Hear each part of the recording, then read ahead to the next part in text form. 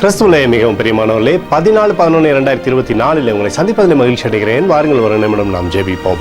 அன்பு தகப்பனே, இன்றைக்கு என்னுடைய பாதுகாப்புக்காய் ஜெபிக்கும்படி என் தேவனுடைய சமூகத்தில் வருகிறேன். என் தேவனுடைய நன்மையும் கிருபையும் விடுதலையும் ஆசீர்வாதம் என்னுடைய வாழ்க்கையிலிருந்து செயல்படும்படி நீர் செய்தல்படியாக ஜெபிக்கிறேன். எல்லா பொல்லாப்பனாசமோசம் விலைக்கு விலைக்கு நீங்கள் பாதுகாத்துக் கொள்ளுங்க.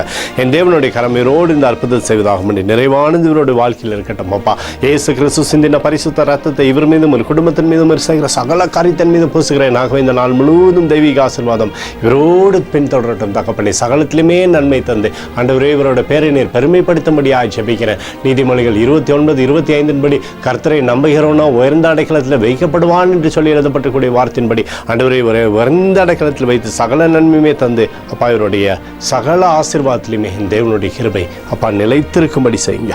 இயேசுவின் நாமத்திலே ஒப்புக்கொடு ஜெபிக்கிறேன் நல்ல பிதாவே, ஆமென். பிரியமான ஜெப பங்காளரே, ஒரு நிமிடம் நம்ம இந்திய தேசத்திற்காகவும் ஜெபிப்போம்.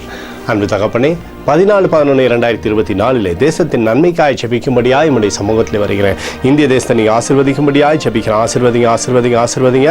தேசமானது நன்மை சந்திக்கும்படியாக உடைய கிருபை நாளை நிரப்பும்படியாக ஜெபிக்கிறேன். அப்பா ஆண்டவரே, துன்பமோ துயரமோ தேசத்தில் வராதபடி நீங்கள் வேலையடைங்க. எங்களுக்காக அடித்து நொறுக்கப்பட்டுக்கூடிய இயேசு கிறிஸ்துவும் அவர் சிந்தின வெளியேறப்பட்ட ரத்தத்தை வைத்து ஒப்பு கொடுக்கிறோம்.